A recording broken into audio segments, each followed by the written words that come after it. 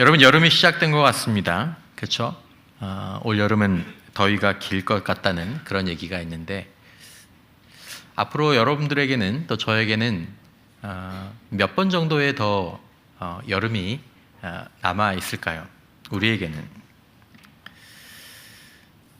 올 여름에 대한 여러분 어떤 계획이 있으신지, 또 여름으로 접어들어가는 요즘에 여러분들의 삶이 어떠신지 모르겠습니다. 남아있는 여름의 횟수가 몇 번 정도 될 것 같냐라는 질문이 좀 엉뚱하게 들릴지는 모르겠지만, 사실은 어떤 책에 나와 있는 그런 이야기의 한 대목을 여러분들에게 말씀을 드린 겁니다. 제가 올해 읽은 책 중에서 참 좋았던 책 가운데 한 권이고, 그렇게 생각이 되는데, 그 책에 이런 대목이 나옵니다. 칼이 아침에 했던 그 말이 자꾸 머릿속에 맴돌았다. 당신에겐 여름이 앞으로 25번쯤 남았을 겁니다. 이렇게 보니까 한 25번 정도 여름은 남았을 것 같네요 라는 거죠. 여러분과 제가 앞으로 이 덥고 또 습한 이 여름을, 또 각자마다 좋아하는 계절일 수도 있고 또 딱 싫어하는 계절일 수도 있는 이 여름을 몇 번이나 더 맞을 수 있을 것 같습니까? 한번 생각해 보시죠. 각자 다르겠죠? 만약에 우리가 영화나 드라마라고 하면 사람들 머리 위에 숫자가 뿅뿅뿅뿅 떠오르지 않겠습니까? 25, 10번, 14번, 5번, 2번, 1번. 우리나라 말로는 이 책의 제목이 내게 남은 25번의 계절, 이렇게 번역이 되었는데, 주인공은 갑자기 받은 그 질문을 듣고 이렇게 생각을 하죠. 그 말은 나를 멈춰 세웠고 다시 나아가게 했다. 그 말은 무거우면서도 가벼웠다. 경고처럼 들리면서도 초대처럼 느껴졌다. 그 말은 시간이 많지 않다는 걸 상기시키는 동시에 아직 늦지 않았다는 희망을 주었다. 나는 그 말을 가슴 깊이 간직하기로 했다. 그리고 그것을 이야기의 제목으로 삼기로 마음먹었다. 사람들이 인생을 어떻게 살아야 할지, 그것에 대해서 깨닫기 위해서 내게 남은 여름은 과연 몇 번이나 더 있게 될까? 많지 않네. 이런 질문을 던지기도 하고, 또 한 가지 던지는 질문이 더 있는데, 그것은 만약에 내가 다시 인생을 살 수 있다면 어떻게 살까? 어떻게 살아야 할까? 라는 이런 질문입니다. 여러분, 우리에게 남은 여름의 횟수는 지금 생각해 보시면 의외로 많지 않을 것 같다라는 생각이 들 것입니다. 이런 질문들은 우리를 좀 멈춰 세우죠. 몇 번이나 남았을까 봐요. 내가 몇 번의 여름이나 더 그 여름을 이 교회에서, 성전에서 예배하면서 보낼 수 있을까? 손에 꼽혀지기 시작하죠. 이 횟수에 대한 부담이 없는 사람들이 있죠. 젊은이들. 많이 남은 것 같은데. 그런데 아쉽게도 이 여름의 이 가치를 모르는 젊은이들은 그 횟수를 따지면서도 그 시간에 대한 의미들을 별로 심각하게, 별로 없는데 내가 잘 살아야 될 것 같은데 어떻게 살지? 라는 이런 질문들을 잘 던지지 않을 가능성이 있습니다. 우리에게 남은 여름의 횟수가 아쉽죠. 하지만 그래도 아직 여름이 남아있기 때문에 인생의 후회 속에서 지혜를 찾아보려고 이런 질문을 하는 것입니다. 다시 산다면 어떻게 살아야 할까? 다시 산다면 이렇게 살아야지. 그런 질문을 던져놓고 그 질문에 대한 대답을 듣고, 그리고 그 질문에 대한 대답을 참조해서 오늘 살아가는 거죠. 이 질문에 대한 대답으로 가장 많이 인용되는 글이 있습니다. 이 책에도 나오지만 이런 유의 책들을 읽다 보면 자주 나오는 유명한 글이기 때문에 이미 들어보신 분도 계실 것입니다. 대략 이런 내용이죠. 만약 내가 인생을 다시 살 수 있다면, 다시 인생을 살 수 있다면 다음 생에서는 더 많은 실수를 하려고 할 것이다. 완벽하려고 애쓰지 않을 것이며, 더 많이 쉬고 좀 더 엉뚱하게 살겠다. 모든 일을 심각하게 받아들이지 않겠다. 더 건강하게 살고, 더 많이 모험하고, 더 많이 여행하고, 더 자주 일몰을 보고, 더 많은 산을 오르고, 강에서 더 자주 수영하겠다. 나는 늘 시간을 의미 있게 쓰려고 애썼지만 만약 다시 시작할 수 있다면 좋은 순간만을 모아 살겠다. 인생이란 결국 순간들의 모음이기 때문이다. 지금 이 순간을 잊지 말 것. 봄이 시작되면 맨발로 다니고 가을까지 그렇게 살겠다. 아이들과 더 많이 놀겠다. 만약 내 인생이 다시 시작된다면. 하지만 보시다시피 나는 곧 세상을 떠날 것이다. 이렇게 얘기하죠. 여러분, 이 글 하나만 가지고도 저녁 내내 아주 좋은 대화의 시간들을 가질 수 있을 것입니다. 외국에서는 다양한 버전으로 이 글을 인용하고 때로 액자에 걸어놓기도 하는 것 같습니다. 여러분, 저는 오늘 역사상 우리가 남은 여름을 어떻게 보내야 할지에 대해 가장 훌륭한 제안을 드리겠지만 그것을 받아들이고 또 그것을 실천하실지 아니면 거절하실지에 대한 것은 여러분들의 몫이죠. 그리고 이 자리에서 그렇게 다 판단하고 결정할 수 있는 그런 문제는 아니라고 생각합니다. 오늘 뭘 결정하고 뭘 선택하기에는 이 질문이 좀 시간이 필요한 부분들이죠. 하지만 우리 앞에 남은 여름의 횟수를 좀 세하려 보고 살아온 여름들을 돌아보면서 앞으로 내게 남은 여름들을 어떻게 살아야 할까? 잠깐 돌아보시는 시간이었으면 좋겠습니다. 이 질문의 여운이 예배 후에도 좀 남았으면 좋겠고 그 질문의 여운만으로도 얼마간은 그래도 삶을 조금 더 신중하게 살지 않으실까 그런 생각이 듭니다. 자, 오늘 읽으신 빌립보서는 그 내용이 기쁨, 감사, 기대, 확신 이런 것들이 담긴 편지입니다. 하지만 이 편지를 쓴 사도 바울은 좋게 보면 가택연금 상태, 집도 없어요. 그리고 사람들은 그 당시 이 상태를 감옥이라고 보통 이야기를 하죠. 그가 물질을 많이 가지고 있었던 것도 아니고 오늘 본문에 보면 누군가의 공급함을 받아야 생활할 수 있는 그런 환경이기도 했고 그리고 그에게 많은 관계들이 조금씩은 끊어져 있는 상태였습니다. 그런데 사도 바울은 여기서 내가 다시 살면 그때는 이렇게 말고 저렇게 살아야지. 저걸 조금 더 해야지. 이렇게 얘기하지 않고 나는 다시 살아도 이렇게 살겠다. 여러분, 이렇게 사십시오 라는 확신이 담겨 있는 말씀이죠. 여기에 담겨 있는 내용들은 이런 것들입니다. 항상 기뻐하십시오. 다시 말합니다. 기뻐하십시오. 나는 어떤 처지에서도 스스로 만족하는 법을 배웠습니다. 감사하다, 행복하다.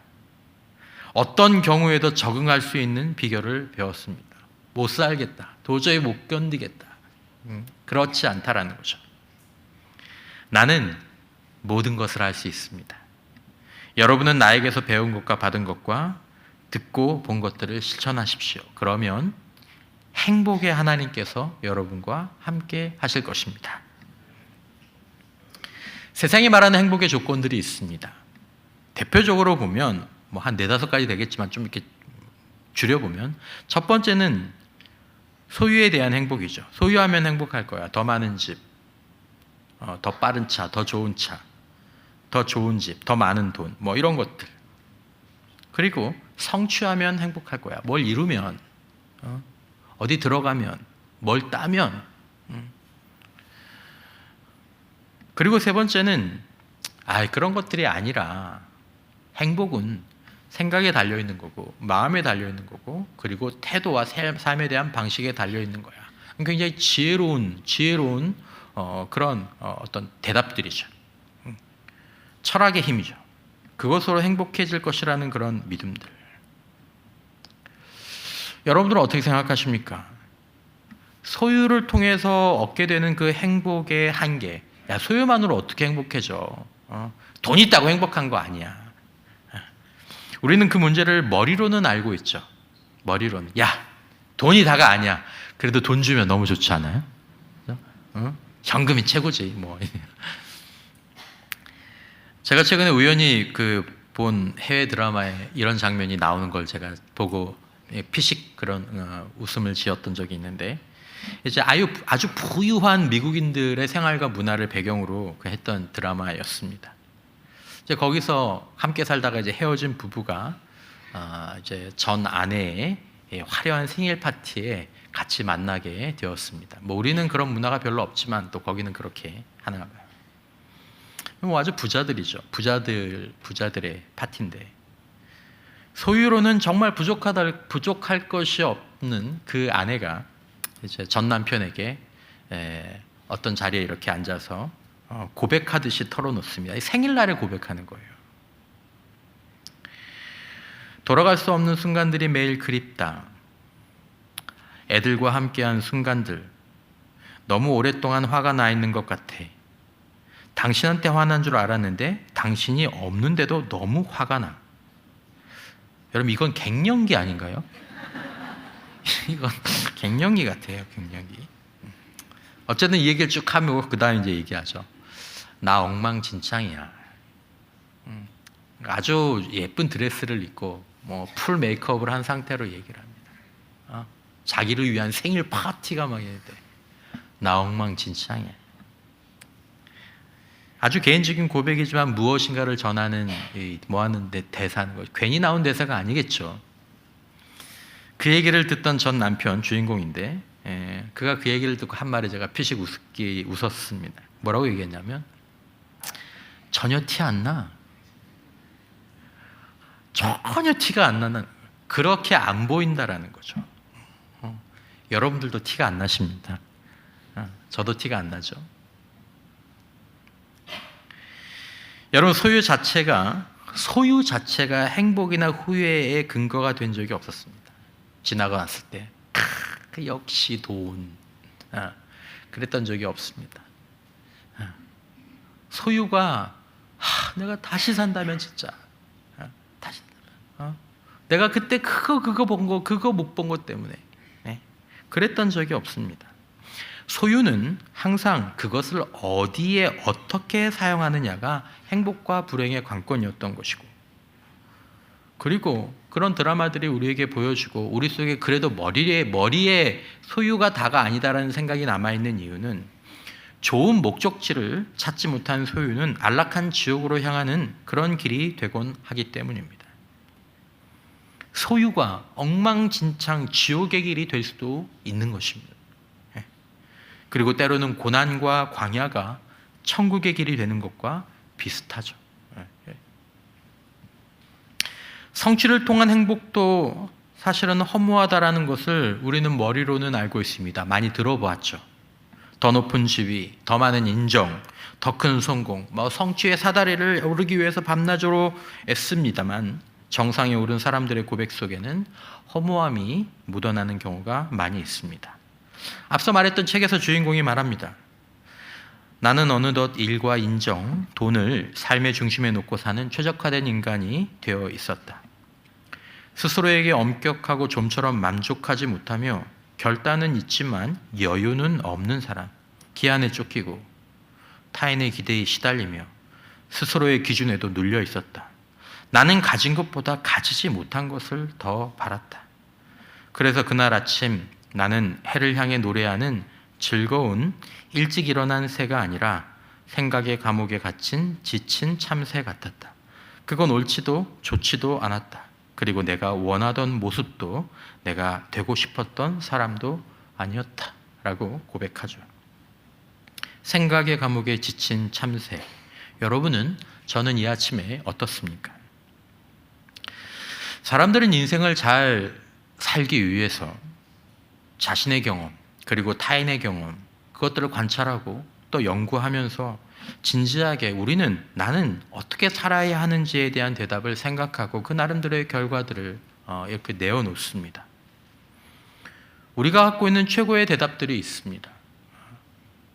왜 생의 마지막에서야 제대로 사는 법을 깨닫게 될까라는 제목으로 나온 이 책은 저자는 30년 동안 요양원에서 심리 상담을 하면서 그들과 얘기하고 그들의 삶을 관찰하고 그 결과로 제대로 사는 법에 대해서 말을 합니다. 이 제대로 사는 법에 대한 교훈들이 이렇게 우리들에게 제시가 될 때 좀 이상하거나 안타까운 것은 왜 이런 책들이나 이런 내용들이 또 그런 시들이 모든 여름들을 거의 다 낭비하고 난 다음에 여름이 몇 번 남지 않은 그때가 되어서야 왜 그나마 이것들을 그때서야 깨닫게 되는 것인가, 이런 안타까움들이 좀 있기는 하죠. 하지만 어쨌든 우리가 갖고 있는 현재로서의 최고의 대답들, 좋은 대답들, 이런 책들이 제시하는 그러면 우리는 어떻게 살아야 될 것인가라는 제대로 사는 법에 대한 핵심이나 결론들은 사실은 크게 다르지 않습니다. 표현이 다르지만 내용들은 거의 비슷합니다. 그 책에는 이런 내용이 나와요. 노년기에는 인간을 둘러싼 거칠애가 벗겨지고 삶의 기본적인 측면이 있는 그대로 드러난다. 그래서 노인만큼 투명하게 인간성을 보여주는 대상도 없다. 그 벌거벗은 상태에서는 삶의 진리가 잘 보인다. 젊을 때는 티도 안 나고 잘 감추고 살지만 이제 인생이 몇 번 남지 않은 시기로 들어가 보면 그가 어떤 삶을 살았는지, 그가 정말 행복한지, 그가 행복하지 않은지가 드러나게 된다는 거죠. 거기에 이런 내용들이 나옵니다. 사회적인 복잡성 속에서 잃어버리기 쉬운 행복과 평화의 길은 본래 그 자리에 있으며, 행복과 평화의 길이 저기 있어서 그걸 잡아와야 되는 게 아니라 본래 그 자리에 있어, 내 옆에 여기 있으며 노인들의 삶을 통해 그 진리를 깨달을 수 있었다. 고통과 괴로움을 분리하고, 고통이 있다고 하더라도 그것들을 내가 괴롭게 받아들이는 것, 이걸 분리하고 사랑과 인간관계의 중요성을 깨달으며 자기 건강과 정신을 적극적으로 관리하고 긍정적인 태도와 환경을 조성하는 것이 행복하고 평화로운 삶을 위한 핵심임을 강조한다. 궁극적으로는 자신을 사랑하고 타인에게 사랑을 나누며 모든 존재의 가치를 인정하는 삶의 태도. 최근에 우리가 사용했던 용어들을 좀 빌어보자면 존중, 환대, 감사, 이런 것들이 가장 중요하다. 그렇게 살았어야 한다. 행복의 길은 소유와 성취에 올인하는 데 있지 않은 것이 확실합니다. 심지어 때로 소유와 성취는 그것이 만약에 진정한 행복의 길과 연결되어 있지 않으면 그 자체만으로는 행복과 거의 상관이 없고 심지어 행복의 장애물과 회방꾼과 저주가 되기도 합니다. 우리가 갖고 있는 행복의 공통점, 한계들은 이런 것들이죠. 우리는 무언가 있어야 행복하지 않을까, 조건부의 행복. 그리고 롤러코스터와 같죠. 이러면 좀 행복한 것 같다고 또 저러면 또 불행해지고, 이러면 행복한 것 같다 저러면 또 불행해지고, 혹 계속해서 올라가기만 하는 그런 조건들을 갖추었다고 할지라도 결국 어느 순간에 도달했을 때 이게 단가? 그냥 이렇게 끝나는 건가? 너무 허무하다. 여러분, 소유와 성취가 행복의 조건이 아님에도 불구하고 우리가 우리의 개인의 경험과 타인의 경험들, 또 지혜와 이런 연구들을 통해서 확실하지는 않더라도 우리가 실루엣이라고 얘기하죠. 행복한 삶의 실루엣이 대략 행복하려면 이렇게 해야 될 것 같다라는 것이 그려졌음에도 불구하고 여전히 우리는 방황하고 있습니다. 그리고 여전히 우리는 생애 마지막에 가서야, 그리고 나는 이제 죽는다라는 그 시점에 가서야 인생을 이렇게 살지 말고 저렇게 살았어야 하는데 라는 이야기들을 자꾸 반복하고 있는 거죠. 그런 우리와 사도 바울이 좀 다릅니다. 그는 외적인 조건은 사실 최악처럼 보일 수 있었지만 그는 아주 제대로 살아가고 있었고 그는 자신의 마지막 여름을 향해 힘차게 달려가고 있었습니다. 여러분, 바울의 행복 선언이 우리가 말하는 행복과 공통적인 부분들이 있고 차이가 나는 부분들이 있습니다. 공통적인 부분들은 그가 얘기하는 것이 크게 다르지 않다라는 것입니다. 여러분, 기뻐하십시오. 항상 기뻐하십시오. 범사에 감사하십시오. 용서하셔야 합니다. 사랑하십시오. 기도하는 시간을 가지십시오. 그런데 바울과 우리가 차이가 나는 점이 무엇입니까? 바울은 그런 행복과 행동의 근원이 우리와 다르고 수준이 다릅니다. 우리는 일주일에 한 번 정도만 웃지만 사도 바울이 얘기하는 그런 것들은 다르죠. 그리고 그는 죽음으로 끝나는 행복이 아니라 죽음으로 오히려 완성되는 행복이 그의 행복, 또 그가 권유하는 것이었습니다. 한 가지 단서가 사도 바울에게는 붙습니다. 바울 신학에서 유명한 단어이기도 하죠. 본문 4절 이하에 보면 주 안에서 항상 기뻐하십시오. 5절에 보면 너희 관용을 용서를 모든 사람에게 알게 하십시오. 주님께서 가까우시기 때문입니다. 주님이 근거가 되는 거죠. 6절에 아무것도 염려하지 마시고 다만 모든 일에 기도와 간구를 하되 구할 것들이 있을 때 감사함으로 하나님께 아뢰십시오. 그렇게 하면 모든 지각에 뛰어난 하나님의 평강이 그리스도 예수 안에서 여러분들의 마음과 생각을 지켜주실 것입니다. 본문 13절에 내게 능력 주시는 자 안에서 내가 모든 것을 내가 이렇게 살아갈 수 있습니다. 그분이 누구십니까? 나를 아시는 분, 나를 사랑하시는 분, 내 안에 나와 함께 하시며 나에게 능력을 주시는 그분 안에서. 사도 바울의 행복은 그분에게서 나오는 행복이었습니다. 그분에게 기초를 둔 행복이었습니다. 그분 때문에, 그분을 위한 행복이었죠. 하지만 우리의 행복은 나에게서 나오는 행복입니다. 사도 바울의 행복은 자신에게서 나오지 않습니다. 그는 훌륭한 지성인이었습니다. 강한 의지와 능력을 가진 사람이었고, 그는 자기 개발을 또 자기 관리를 잘하는 사람이었지만, 그의 행복론이 이 땅 위에서 이렇게 단단하고 심지어 죽음 너머를 향해서도 나갈 수 있었던 이유와 차이는 그의 능력이나 소유와 지혜와 철학 때문이 아니라 그가 그분과 맺고 있는 관계 때문이었습니다. 그분 때문이었습니다. 여러분과 저는 어떻습니까? 우리의 경험적 지혜와 철학에서 나오는 그런 생각과 삶의 방식이 아니고 하나님과의 관계 속에서 주어지는 그 지혜와 힘으로 살아가는 법을 배운 사람입니다. 오늘 읽으신 본문에 보면 배웠다, 배웠다라는 표현들이 나옵니다. 내게 능력 주시는 분 안에서 사는 법을 배우고 거기서 사는 힘을 얻는 것이죠. 그랬더니 모든 지각에 뛰어난 하나님의 평강이 그리스도 예수 안에서 너희 마음과 생각을 지키시리라 라고 얘기한 것입니다. 사도 바울은 다시 살아도 이렇게 살겠다를 주장한 이 사도 바울은 그의 죽음 앞에서도 큰 확신을 선포하면서 허무의 늪으로 빠져들어가지 않습니다.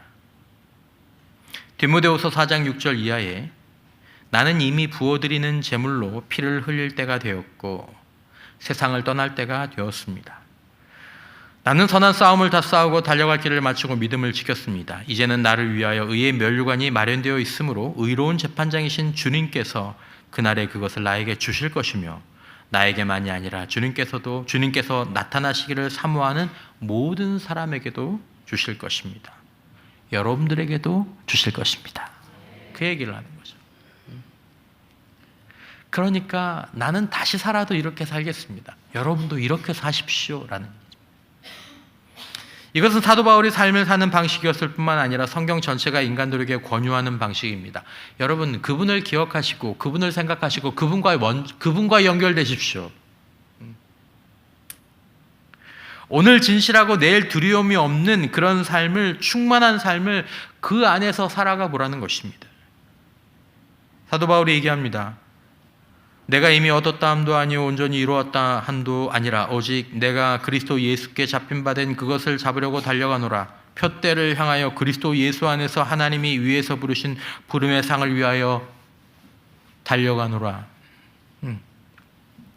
학교를 진학해야 될 20대, 취업 자리를 고르는 20대가 아닙니다.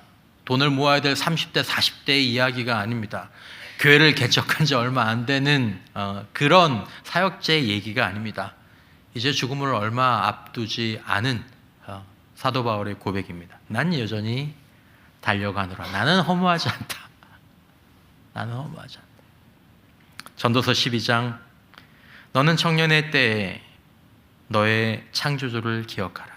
아직 여름이 남아있을 때에 곧 공고한 날이 이르기 전에 나는 아무 낙이 없다고 할 해들이 가깝기 전에 올여름이 마지막일 것 같다. 해와 빛과 달과 별들이 어둡기 전에 빛 위에 구름이 다시 일어나기 전에 그렇게 하라. 그분을 바라보고 그분과 관계를 맺고 그분을 의지하고 그분의 인도하심과 함께 삶을 살아가 보라는 거죠. 그분으로 인해서 감사하고 기뻐하고 사랑하고 그분을 누리고. 수명은 유한하지만 하나님과의 관계는 영원합니다. 이게 비결이죠. 철학이 하나님과의 관계를 이어주지는 못합니다. 철학이 우리에게 무엇이 필요한지, 그래서 어떻게 하면 그것들을 할 수 있는지 몇 가지 방법을 얘기해 줄 수는 있지만 그것들이 너무 파편적이에요. 육신은 유한하지만 영혼은 죽음의 강을 건너가야 하거든요. 하지만 철학의 배는 우리 영혼을 태우고 죽음의 강을 건너갈 수가 없습니다. 인간이 경험을 통해 모든 지혜대로 혹 그렇게 살았다고 하더라도 그래 이렇게 살았어야지, 이렇게 살게, 그렇게 살았다고 하더라도 마지막 여름이 점점 다가오면 삶의 막이 희미해져 갑니다. 삶에서 현실성이 점점 사라지죠. 지금은 죽음에 대한 실감이 없죠. 하지만 마지막 여름이 다가오면 삶에 대한 현실감이 점점 사라집니다.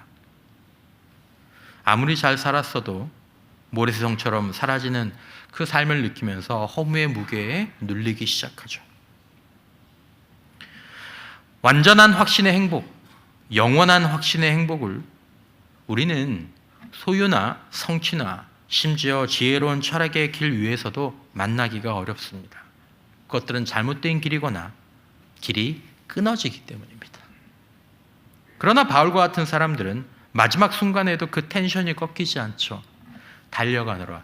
그들의 결승선은 죽음이 아니었기 때문이죠. 그들의 결승선은 훨씬 더 뒤에 있었습니다. 바울은 죽음을 이기시고 부활하신 분을 명확하게 알았습니다. 우리도 그분을 알았으면 좋겠습니다.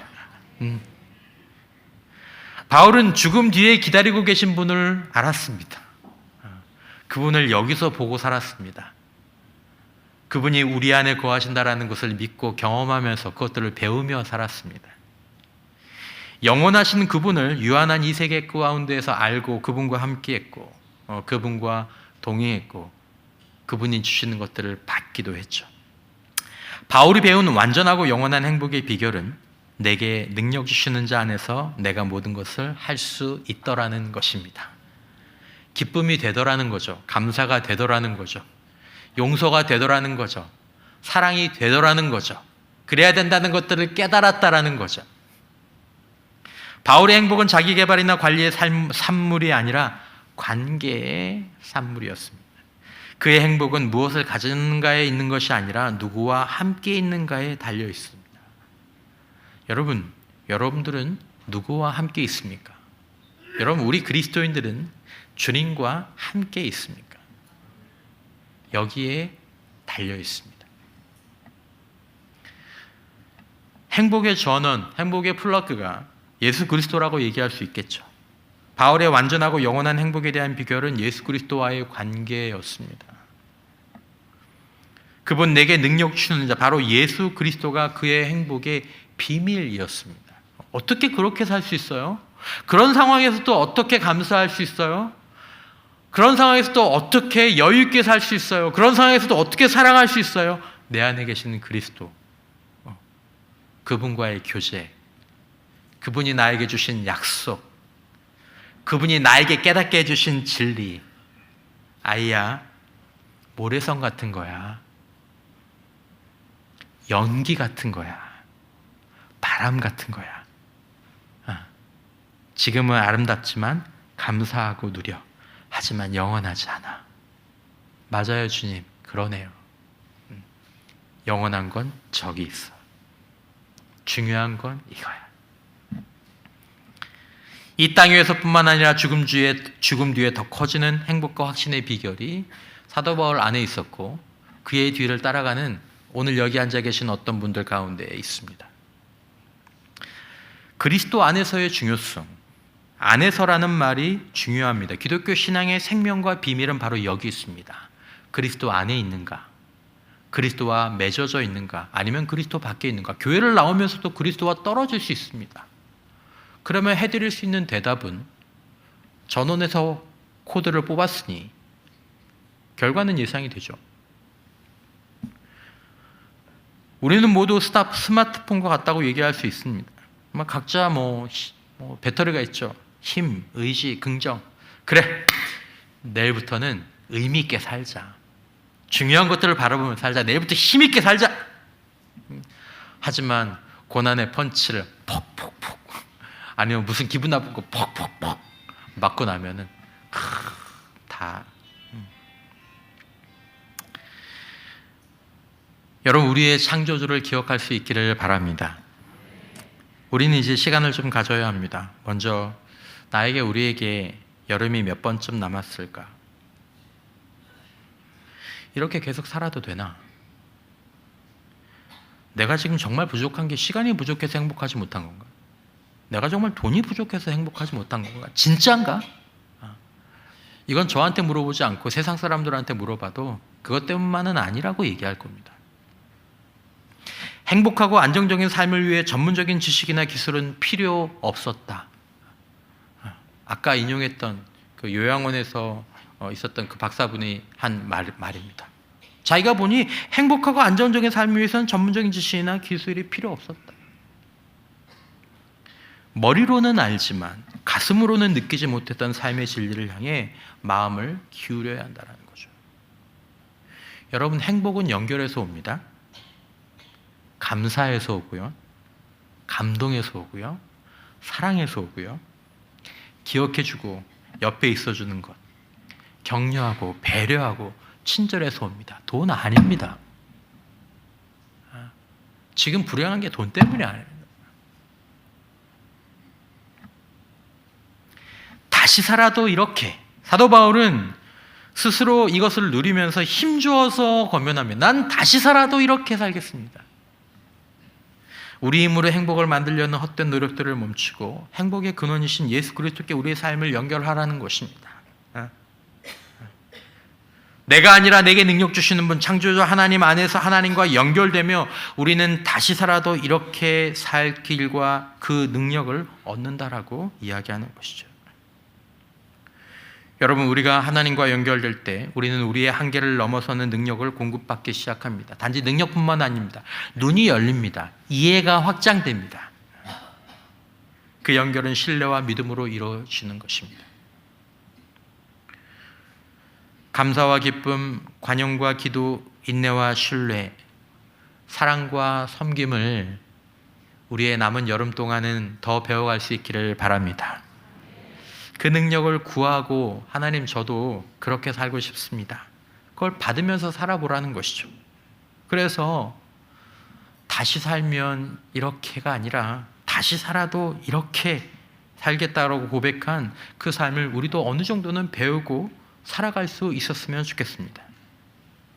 시편 90편 12절, 우리에게 우리의 날을 세는 법을 가르쳐 주셔서 지혜의 마음을 얻게 해 주십시오. 나의 남은 여름에 횟수를 헤아려 보면서 지혜롭게 후회를 줄이는 삶을 살게 해 주십시오. 이미 내 안에, 이미 나에게 와 있는 이 행복과 평안의 길을 하나님 알아보고 그 길로 걸어갈 수 있게 해 주십시오. 행복의 비밀을 발견하는 첫걸음. 여러분, 이번 한 주 여러분들이 내게 능력 주시는 자 안에서 내가 모든 것을 할 수 있다. 여러분, 이 말씀을 읊조리면서 주님을 바라보는 그런 마음들과 생각들이 회복되는 은혜가 있기를 바랍니다. 이 길을 이미 앞서 걸어간 사람들이 많이 있습니다.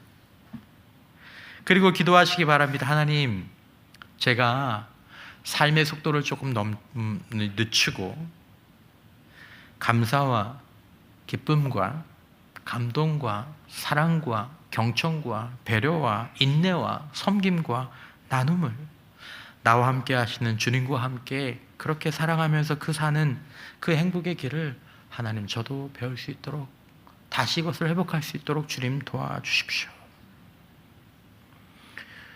우리의 마지막 여름이 다가올 때쯤에 다시 살아도 이렇게 살면, 이렇게 사는 걸 조금 더 잘 살면 좋겠다, 그렇게 말할 수 있는 우리 모두가 될 수 있기를 주님의 이름으로 축원합니다. 우리가 함께 나눈 말씀을 기억하면서 주님